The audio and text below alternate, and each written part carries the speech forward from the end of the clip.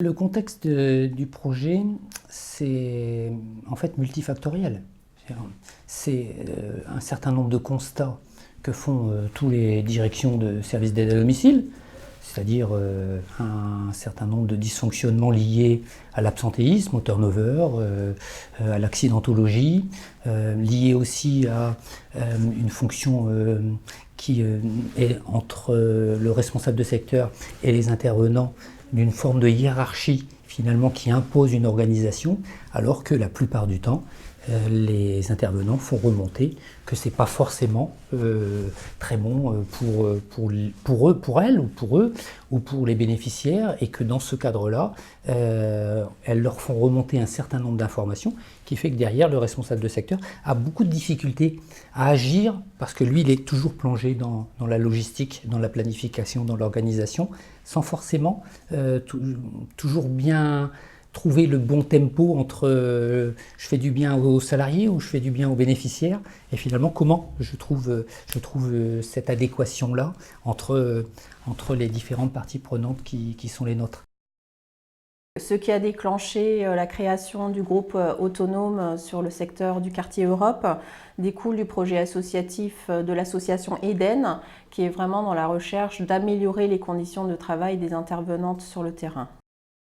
L'organisation des tournées a été effectuée vraiment en fonction des connaissances des intervenantes de terrain qui ont vraiment pu affiner la sectorisation sur le quartier, donc pour diminuer leur temps de déplacement, pour leur diminuer les intervacations, et donc elles répondent réellement aux besoins des personnes tout en tenant compte de leurs contraintes personnelles.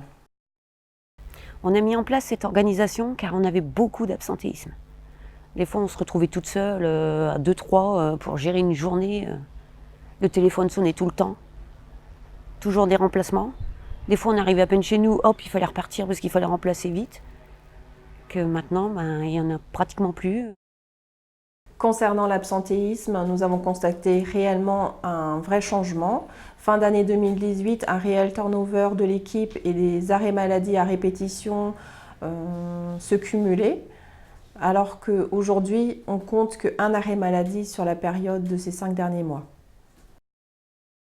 Quand je sens que je suis fatiguée, aussitôt j'en parle à mes collègues.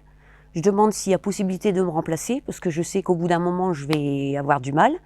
Ou même quand je vois une de mes collègues, que je sens qu'elle est vraiment fatiguée, je vois son comportement qu'il va falloir la soulager, on en parle entre collègues et on se soulage.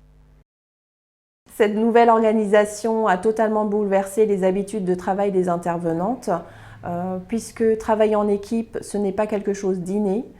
Elles ont dû apprendre à se connaître, à accepter la différence de l'autre, à accepter forcément les défauts, mais aussi les compétences complémentaires que ses collègues peuvent avoir.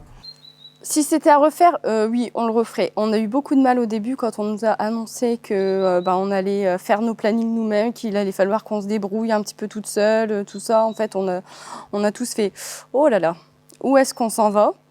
Et puis, en fait, à force des réunions, on s'est aperçu que les premières étaient difficiles parce que forcément, c'est pas de tout repos. Et puis maintenant, on va dire que c'est la routine, quoi. Une fois par semaine, on fait nos plannings et puis on arrive à gérer vraiment toute seule, pratiquement, sans débordement. La différence, c'est que maintenant, je pars travailler avec le sourire. En conclusion, l'essayer, c'est l'adopter.